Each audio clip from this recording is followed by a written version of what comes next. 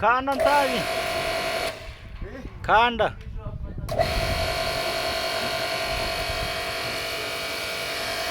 Akarahune no kuvuga ngo kageze igihe noneho karaturika burundu tu. Nta kuntu amazi ari kuzamuka kandi ni menshi.